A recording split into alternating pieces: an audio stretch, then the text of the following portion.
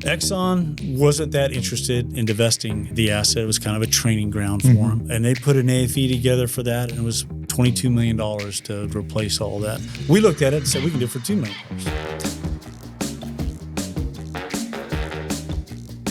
Anadarko knew for sure that they were going to have some hiccups. They were going to lose some wells. They were going to have to sidetrack. But when you're doing 100 wells, that cost savings makes sense. Right. If you're doing 6 wells, so we couldn't take on that risk. We had to execute. I think everyone got tired of us saying those words, but I think every meeting started with execution. That field was producing about 1,300 barrels a day. When those perforating trucks left that day, we were close to 3,000 barrels a day. From 2 wells. Pretty much. You're surfing, swimming, doing all the California things? Yeah, that's 2 of my big passions for sure. Really, most of my surfing is in Waco, Texas. I know that's crazy. Who thinks about surfing in Waco, Texas? Yeah. But they've got an outdoor wave pool there. It's really phenomenal. Mike Richardson is the president of Unconventional Strategy at Jetta Operating Company. He's a surfer turned petroleum engineer, and today we will learn about the mindset that allows him to compete with industry giants. Welcome to Wisdom at the Wellhead. This episode is brought to you by New Tech Global. Welcome to another episode of Wisdom at the Wellhead. I'm Kevin Fisher with Total Stream Systems. Today I'm joined by my co-host Mike Malone, Vice President of New Tech Global, Auburn. That's great. Nice to meet you. Today we have a guest that's got a very interesting story. He's the president of Unconventional Strategy at Jetta Operating, Mr. Mike Richardson. Hi, thank you.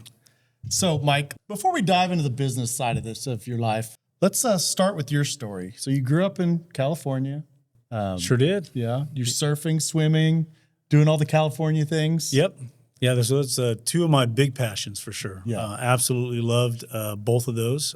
Grew up on the southern coast, California. Started swimming at a really young age, competitive swimming, probably 7, 8 years old when I started. And not soon after that, fell in love with surfing right behind it.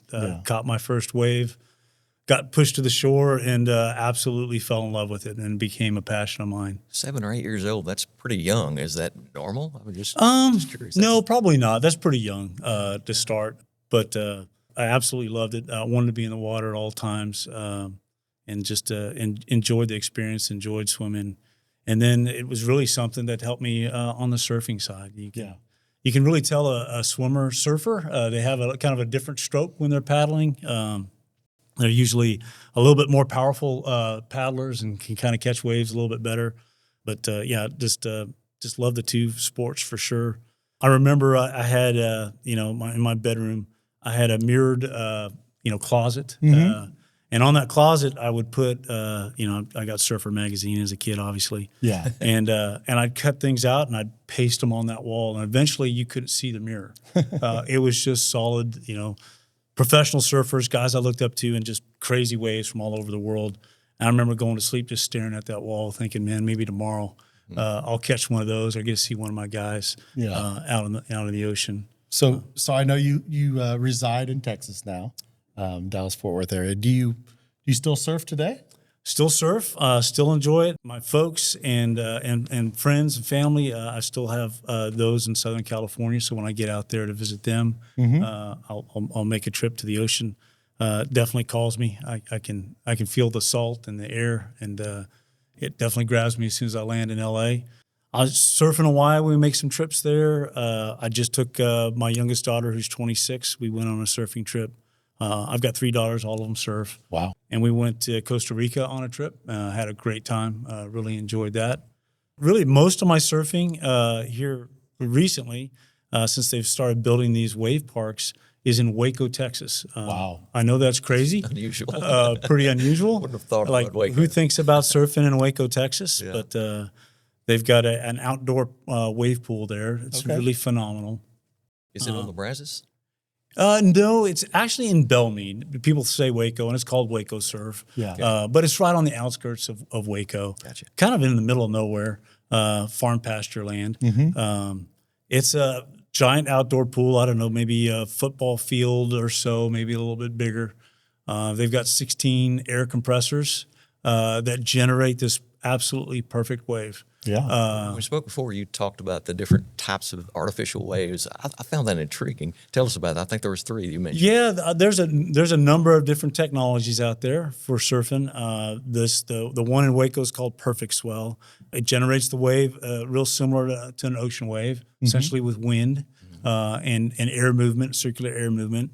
There's a company out of Australia that has this gigantic donut, and they lift it up hydraulically and they drop it in the water, just like you throw a rock in the water. But it's like perfectly shaped, and the bottom's perfectly shaped to generate waves all the way around this donut. So there's people that can surf all the way around the donut. Directions. Right. And then there's another company out of Germany that's generating waves a little bit differently, kind of with a paddle. And then there's Kelly Slater, who's the number 1 surfer in the world. Right. He's got a park. He calls it the Kelly Slater Surf Ranch. It's actually in California, and it generates a wave with a locomotive engine. And this thing is about 4 football fields long, and the wave is about 40 seconds. And I actually, somehow you got to know somebody to get into this. Yeah. And for my 60th birthday, I'm going there. Oh, that'd be exciting. And surfing that wave. That's a cool 60th birthday. Yeah, it's a little 60th. Yeah. Not very many people do that on their 60th, by the way. Yeah. That's great. So, you went from the Pacific Ocean to college came around and you ended up in College Station, Texas. Tell us about that. Yeah, so that's an interesting story. Always knew I was going to be an engineer. My dad was a chemical engineer. Okay. A&M's got a great engineering program. But I was recruited to swim and play water polo there. So that kind of dragged me that direction too. My dad's an Aggie. That obviously helped. But I really hadn't spent a lot of time on the A&M campus. Really hadn't seen the A&M campus much. But when I got there, the head of the petroleum engineering department came and talked to me and said, look, all engineers, their first couple of years take the same courses. Right. It was in 1985, so it was a real downturn in the business, right? Really, all you need to do is fog a mirror, and you were in petroleum engineering. And I could fog a mirror. The head of the department came in and said, look, why don't you come in as a petroleum engineer? Knew nothing about petroleum engineering, knew nothing about the business. But if you come on in, I can offer you an academic scholarship. And the combination of that academic scholarship with the room and board that I had for swimming really turned out to be a full ride. And I was like, sign me up. Absolutely. So I got into petroleum engineering and to A&M kind of that way. And then I was in the, for the first 2 years, and I just absolutely fell in love with the business, with the people, with the oil and gas business. And was it something specific that really drew you to it, or was it just one day did a light bulb go off and say, this is what I'm supposed to be doing? That's a great question. No, it's just a lot of things. And when you're in the business, the uncertainty that you're dealing with, right? Yeah. Most engineers don't like to deal with uncertainty. It doesn't feel right. Right. But I love that. Yeah. I love the fact there was so many unknowns and so many things to dig into. Sure. And I thought it was just really challenging. Did you do some internships while you were at Texas A&M? I did. I did a number of internships. I did one for Pennzoil. Probably no one knows that company anymore. Right. But I worked offshore for a summer at Pennzoil. Lived in California and flew to Lafayette. Got picked up at the airport by the crew. Head out to the helicopter pads and went about 250 miles offshore. And you were at home in the saltwater again. Yeah, in the saltwater again. Whole different living out there. Oh, absolutely. But really enjoyed that. Did another internship with another company called Union Pacific Resources or Champlin. They're not around anymore either, like Right. a lot of those companies. They got bought by Anadarko, who got bought by Oxy. So that's who I get my pension from, the Oxy. Yeah. Yep. Yeah. So when you graduated from Texas A&M, what was the industry like? What do you remember about it? So the industry was really tough. We were still in a downturn. My class was still pretty small, 32 folks. So really just the big major companies were offering jobs. And that goes back to a story with my dad. I had to make that decision whether or not I was going to stay in petroleum engineering. Right? Yeah. In that 2-year time frame, you're really getting pretty specialized. And as you know, petroleum engineering is very specialized. There's There's not much you can do other than petroleum engineering with that degree. Right. I remember calling my dad and saying, okay, it's decision time. And he gave me some great advice. And he said, look, if it's something you absolutely love, you're going to be able to find a job. You're going to more than likely be good at it. Stick it out. You clearly sound passionate about it. And I did, and I stuck it out. And I was able to get a job. I got a job with Mobil right out of school. I always thought I was going back to California to find a job, but I met my soon-to-be wife there at Texas A&M, and she was in Dallas, Texas, and that was the closest I could get to her. So I ended up in Midland, Texas, working the Delaware Basin back in 1989 with Mobil. Okay. And you work in the Delaware today. I didn't realize that you'd started in the Delaware so Yep. early. Started in Delaware, amazing. yeah. Because Knew nothing. It wasn't obviously. a play in 1989, No, of course. it was dying on the vine. That's exactly right. In In fact, I 1989. lived in Midland in the mid-'90s and watched most of the majors pull out of the basin at the time. That's right. And it was the dying basin at the time, which So, is Mark, amazing to me. I was there about a year with Mobil before I switched and went to Union Pacific Resources. But in that year, I worked 6 different assets because they kept getting sold. And I was on the production side, so I was young. I didn't know anything. I'd just show up to work. And I'd say, you're no longer working such and such field. That was sold. And that happened over and over and over again. A lot of turnover. Yeah. A lot of independents came in and bought those assets. That's right. The majors had. Yeah, they don't want them abandoned. anymore. Yeah. Yeah. But they turned them around. Yeah. And kind of made the basin again. Yes. Obviously, the horizontal trend changed everything, but back then it was the That was it still a long way to independents. come, but long yes. time back. Yeah, for sure. So we talked about your early career. How did you first get connected with Jetta Operating? So talking to you, real similar to you, I was playing basketball at the gym downtown, the YMCA, and there was a geologist there that Mike McKee, and he and I played a bunch of ball together and would talk after the game, and we're heading back to our offices. And he said, you really need to come by. We just bought a new asset, and we need an engineer and a geologist to work it. I think you'd be a great fit. Yeah. So I interviewed, met the 2 owners. It was a very small company. It was a startup. I think I was the 16th or 17th employee at the company. And I interviewed with the 2 owners. Absolutely loved them. I loved the challenge and the opportunity that was in front of me. I thought it was a great move. And it turned out to be one of the best decisions I ever made. Absolutely. So tell me, we've had this conversation earlier, and I found it very intriguing. What does Jetta mean? So yeah, that's a great story. I think I love the story. So they named it after a coal in England, and back in the day, they used to take this coal and it would shine up really nice, and they'd make actual jewelry out of it. Yeah. And they'd put it in crowns and so forth. So they take this big lump of coal and polish it up and sell it as something completely different, as jewelry.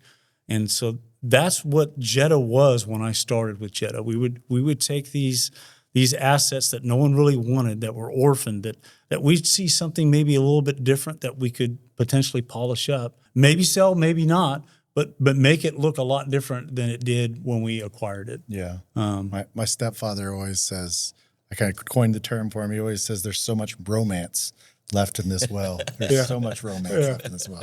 I love it. I think you really have to love something, what you're doing, just that they feel like that about it. To call it romance, absolutely. It's a love of what you're doing. Yes, yeah. New Tech Global has been around a long time, for 25 years now. We do really 3 major things. We have a division that recruits, staffs, provides contract contingent talent for oil and gas companies and other industries as well. We have a environmental division, which is a full-service environmental services division, mainly for oil and gas, but other industries as well. And we also have a project management, asset management division that we call Auburn, who do projects and asset management for the oil and gas industry. NTG Auburn is part of New Tech Global's solution services. In addition to NTG staffing and consulting, NTG wants to grow and expand its delivery of environmentally friendly and safe projects for both the energy industry and the energy transition industry. NTG Environmental and NTG Auburn provide the subject matter expertise, the processes, as well as the tools to effectively accomplish this goal. Yes, yeah. So you told me before, but let's kind of jump into it. Your first project at Jetta, they called it the Thompson Field, correct? That's right. Okay. Tell us about what that turning point and kind of share that story with us. So Thompson Field is it's an old salt cord structure. It was found and discovered in 1925. It was one of many along the Texas Gulf Coast. Miocene, Frio, Vicksburg. Really supported the World War II effort with the oil that was coming out of it. It had run a lot of its course. It was operated by two majors, Chevron and Exxon. Chevron was selling their 50% of that field. Again, it had pretty much, in their opinion, run its course, and they were looking to exit. They tried to sell it as an operated, because they operated half, and Exxon operated the other half. But when they brought it to market, Exxon knocked on Chevron's door and said, hey, guys, there's a quirk in the JOA, this 1925 JOA, that says if either operator ever sells, the other operator has to approve the new operator. And guess what? We're not approving the new operator. We want to operate the entire field. So you're gonna have to sell it as a non-op asset. And of course, the value went down. They hadn't really drilled much on this. It had become pretty much a forgotten asset. And I wasn't involved in the evaluation, but the owners and Mike McKee and another geologist were. And they had evaluated it and said, hey, there's just a ton of upside. This lump of coal that Chevron thinks they have, we can brighten up. We can turn this thing into some jewelry. Yeah. So they acquired it at a steal, because it had gone through the process as an operated asset, and then at the last minute got dropped to a non-operated asset. So we acquired it. That's what I was brought on to work, along with a geologist, Gordon Roberts, who came from Bass, incredible structural geologist. And there's just really not that many of those guys around anymore that can manage those kinds of conventional assets. But he was phenomenal. And so we acquired that. We looked at it. The two of us dug in, and we saw that the initial evaluation was accurate. We saw a bunch of upside out here. Yeah. And we kept knocking on Exxon's door saying, hey, we need to drill some wells. We can get Apex here as a natural water drive. You're chasing these Apex 3 to 5, maybe 7 acre targets. You're 450 to 700 barrels per foot type of recoveries from this natural water drive. So chasing these small things, you could still be very successful. Right. Exxon, being Exxon, thinking that they knew everything, and of course they had their 6-month engineer working on the asset that would rotate every 6 months. Wasn't that interested in divesting the asset. It was kind of a training ground for them. But then the air quality permit thing started showing up in Houston. It was in Sugar Land, right out in the outskirts. Houston kind of incorporated it. The air quality became an issue. Couldn't really manage it was all run on gas lift. It was run on these old compressors, 1940, 45 compressors, horrible emissions issues. It was time to replace those with something a little bit more modern. And they put an AFE together for that, and it was $22 million to replace all that. Compressors. Just the compressor. Well, it was, and that whole station, a lot of money, and at that time it was. We looked at it and said we can do it for $2 million.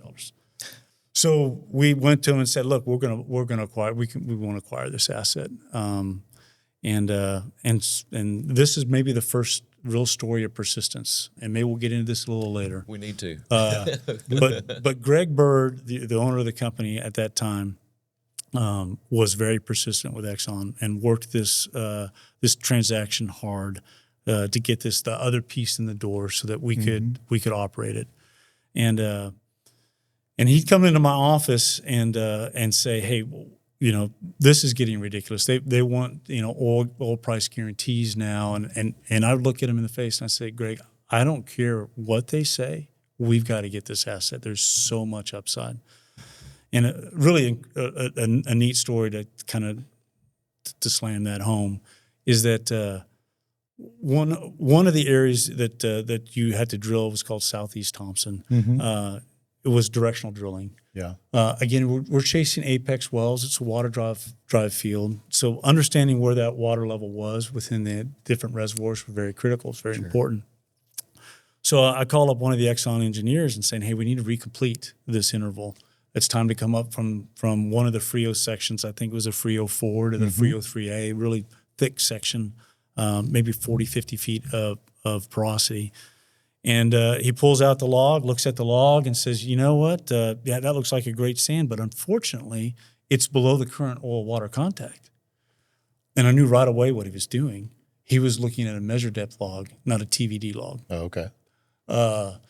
So I went into Greg and told him that story. I said, these guys don't even know the difference between a TVD and a measure depth log. They think Keep in mind, this was all before horizontal drilling, right? Yeah. So we eventually ended up buying this asset from Exxon, which was great. And I remember the day one that we acquired this asset, we had perforating trucks sitting outside the gate. It was gated. We call up our foreman and said, hey, look, we've closed. It is ours. This is the same day we're closing. The perforating trucks come in, and the well I was talking about was a Davis 97. They head to the Davis 97, put a cast iron bridge plug on the 4A, perforate the F3A. We had one right next to it, the Davis 96. They did this exact same thing. That field was producing about 1,300 barrels a day when we signed the deal. When those perforating trucks left that day, we were close to 3,000 barrels a day from 2 wells. Pretty amazing. And then all you have to do is put holes in the pipe. The permeability is just ridiculous, and it's water drive, so it's got plenty of pressure. Yeah. Polish the coal. Jetta earned their name that day. We earned our name for sure. Yeah.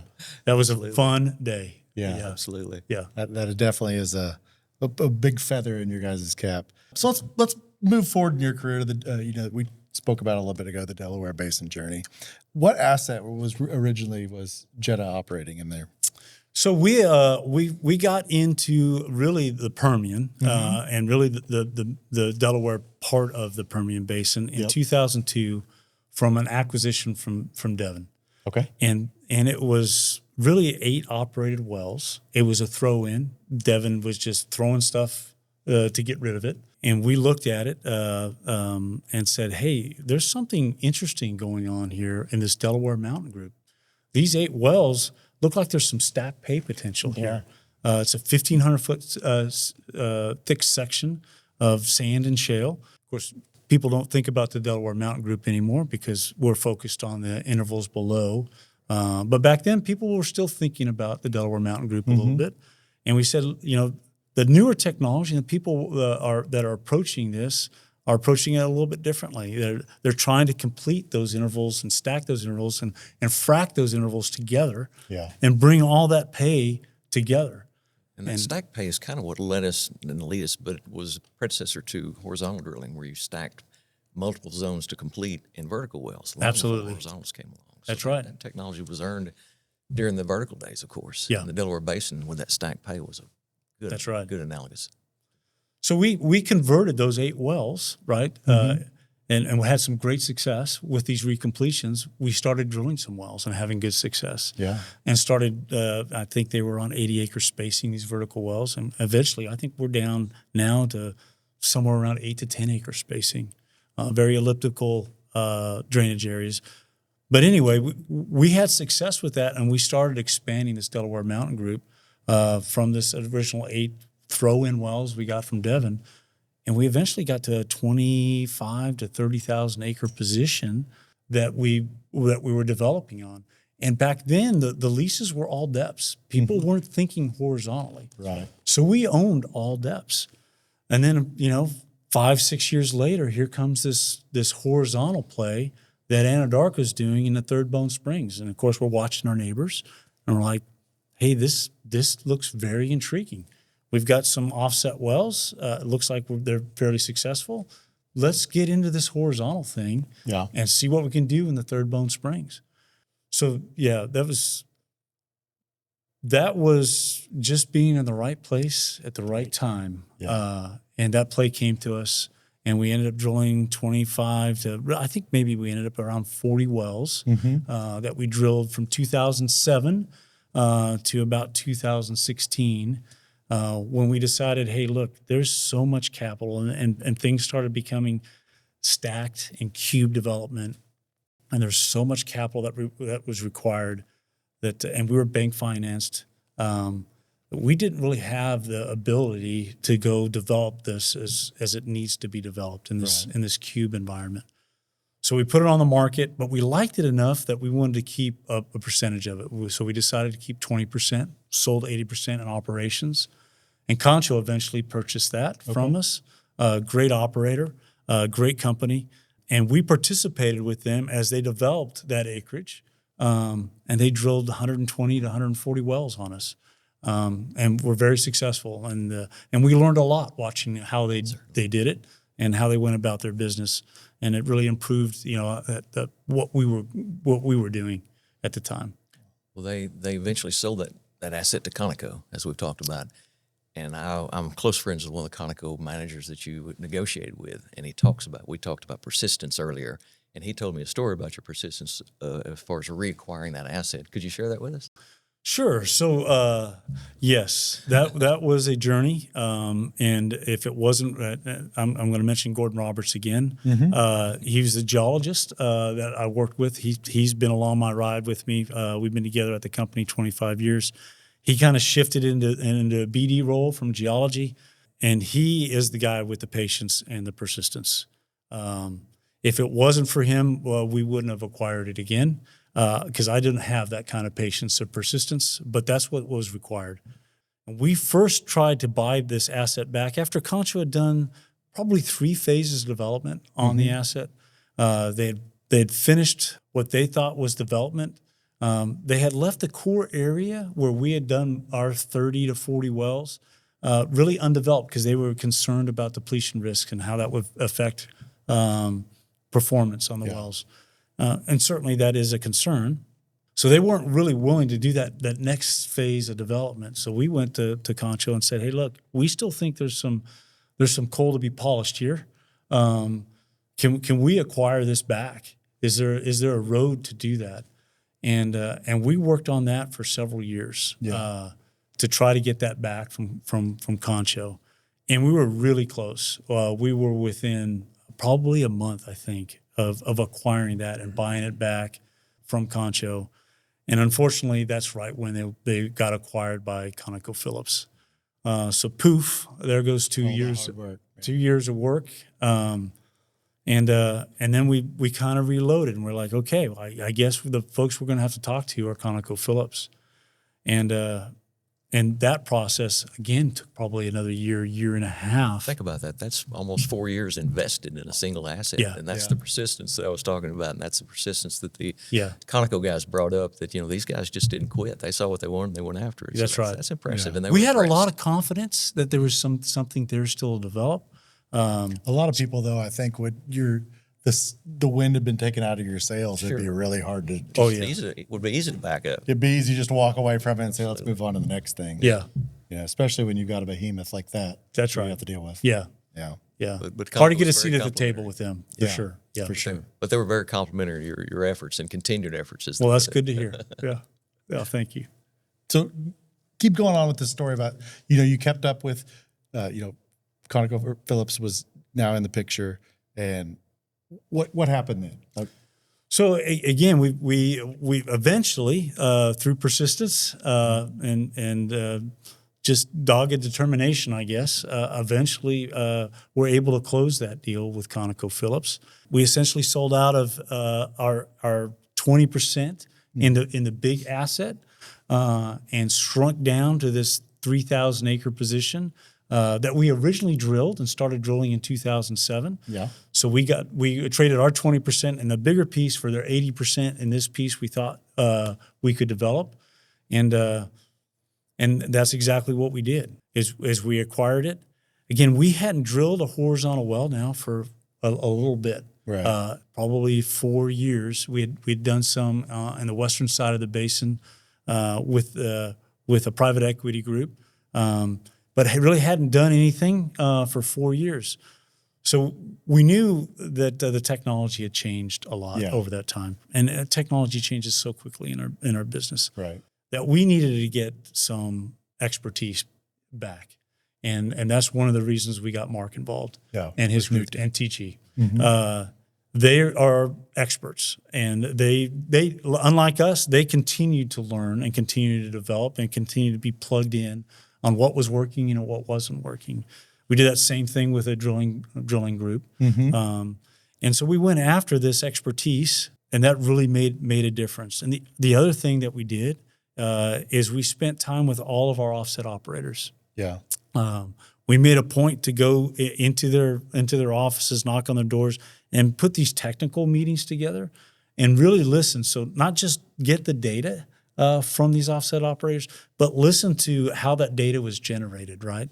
You know, the problems that they were having, the successes they were having. And at that time, most of the acreage position was already, so that race to acreage was over. And everyone was kind of in this mood of, how can we help each other? How can we make and improve development? So it was one of the most unusual times in my career, in that everybody really wanted to listen to each other and find better ways to get oil and gas out of the ground. And that's impressive that they came together like that. One of the things that you did in being part of that team, I was really impressed with. Whenever we had meetings, you'd talk about execution. In the horizontal world, it seems like everything's focused mostly on cost savings and efficiencies and doing it quicker, faster, cheaper. You guys focused on efficiency, and not efficiency, but execution. Sorry. I think everyone got tired of us saying those words, but I think every meeting started with execution, execution, execution. And the reason for that is that we had a small 3,000 acre position, right? We didn't have this giant playground of the Delaware Basin that we could, maybe play with smaller hole diameters, maybe play with a little bit different frac designs, maybe, try to reduce costs here or there. But we had to execute. If, in a bigger 100 well program, Anadarko knew for sure that they were going to have one, but by going to these smaller holes and maybe not using this managed pressure drilling, that they were going to have some hiccups. They were going to lose some wells. They were going to have to sidetrack. They were going to plant some bottom hole assemblies. But when you're doing 100 wells, that cost savings makes sense. If you're doing 6 wells, and if we knew ahead of time which well was going to have the problem, obviously that would be a different story, but no one does. And so we couldn't take on that risk. We had to execute. We had to keep our costs down. And we hired professionals to help us do that. We told them that was our primary goal from day one. Sometimes they looked at us a little bit with deer in the headlights, like, what do you mean? You're not concerned? Yeah, we're concerned about costs, but that's not our priority. So would you call that, was that phase one, how you kind of started out? Yeah, so that was our initial 6-well program. It was fairly technically challenging. We were drilling 3-mile laterals, 1/3 Bone Springs, 2 Wolfcamp A, and 2 deeper Wolfcamp B, a little tougher drilling environment. And they were 3-mile laterals, which folks really hadn't done yet in that part of the basin. It's become more common today, but I guess we're a year and a half through that now, maybe coming to 2 years that we're drilling those wells. And so that was a bit of a leap to go to the 3-mile wells, and we were able to do that. We were able to execute. Executed, as I recall. Correct me don't quote me on the numbers, but around 380 stages. Without a screen out. I think you nailed it. I think it was 380 stages. Without a stuck tool, without anything. Almost flawless performance. And not bragging, but that's rare. The point is that execution was focused on, and I think we provided that. But we also got a little lucky. Anytime you have 380 anything in a row, there's a little luck involved, right? That's right. That's right. But it turned out real well. Again, I was really pleased to be a part of that team. I think everyone really got on board. Everyone saw... It became a little bit of a family, in my opinion. Everyone enjoyed each other. Everyone got on board. Everyone really treated these wells like they're their children. Which was really unusual, but a lot of fun. Very unusual and a lot of fun in the sense that the group that we had in the field during the stimulation process saw you come to location, which you did frequently. And one of them pulled me aside one day and says, "Isn't he the president?" And I said, "Yeah, he's the president of Unconventional for Jetta." he said, I've never seen a president on location before. So anyway, you had an impact Yeah. showing up, being part of that team. Oh, well, thanks. Yeah, it was a lot of fun. I enjoyed it. I'm ready to keep rolling. Absolutely. Phase 2, phase 3, hopefully down the road. So tell me, how did those wells perform compared to your expectations going into them? So they performed great on the execution side. We were able to, at 380 stages, we were able to drill without sidetracks. We didn't plan a BHA.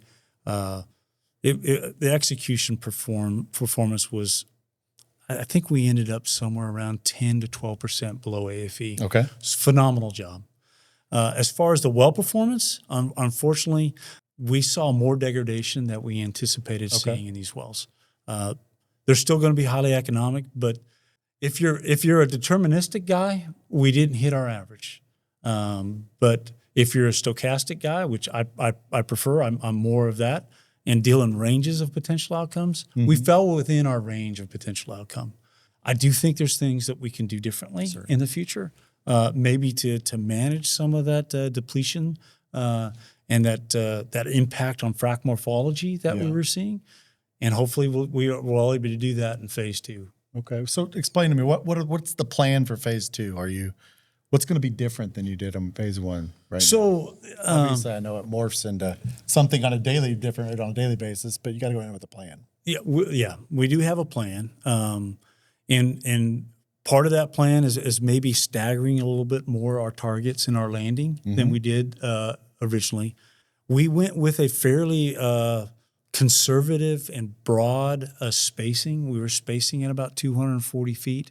It does appear like maybe we weren't getting the best stimulation effectiveness at that spacing. We did some diagnostic work, some chemical and pressure data to help us analyze that. We think if we kind of maybe compress those stages down a little bit more, maybe reduce the amount of volume so they don't impact that depletion as much, impact more rock near wellbore, that maybe we can improve our performance with maybe those two little tweaks. Absolutely. Yeah. They both will help. Yeah. I agree with that. Yeah.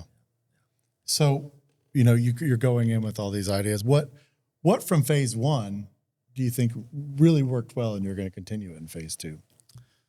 So we had some great lessons in phase 1, and we had some hard lessons in phase 1. Yeah. I'd say the great lessons we had in phase 1 was, hey, go hire some experts. It's worth the money.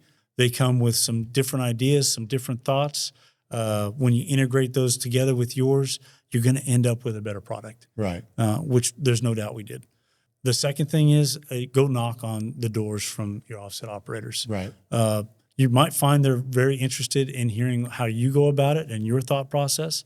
And again, listening to how they go about it and their thought process, you're going to end up with a more well-rounded improved look at it. Yes. So I think those were two really, really great lessons from phase 1. The harder lesson, I think, is that we didn't fully understand the degradation impact and maybe how to best mitigate that. And I think we're going to tackle that in phase 2 and be, again, the wells are very successful economically. Yes. But we're anticipating them to be more economic. Yes. And not sitting back on your laurels and saying, well, it's good enough. Right. Try to make it better. Any engineer worth his salt keeps going. I was that went right through my head when you said, I don't want that engineer on my job or with me. Exactly right. Yeah. Even though it went good, 380 stages, all those things, you can always improve. There's always something to improve. And That's right. Obviously what we'll focus And the on. guys we had out there, Mark, were that way. They were always looking for improvement. They were. And we They improved on contributed. every well, I think. We did. Yeah. And the guys at the field level contributed, and you guys allowed them to, and that meant a lot to Yeah. Yeah, that's great.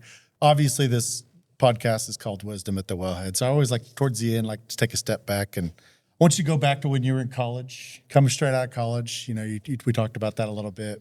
What's something you would tell yourself, use the knowledge you have today to tell yourself those days that, this, you need to pay attention to this in your career? Yeah. And when you asked that question or have thought about it, I said, we probably need a stack of books about that high to fill all of that up. Yeah.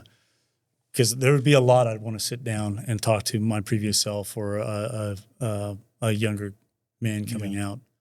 But I think really if you boil a lot of that down, it would be, put your pride on the shelf. You aren't the smartest guy in the room. And you find yourself a mentor to learn from. Yeah.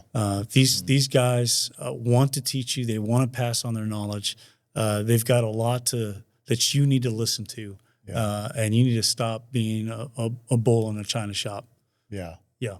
That's good. Mentorship is so important in our business, and we all learn from each other. So right. That's a good lesson for any young guy this day and time. Yeah. Very much so. Well, Mike and Mark, I've had an amazing discussion.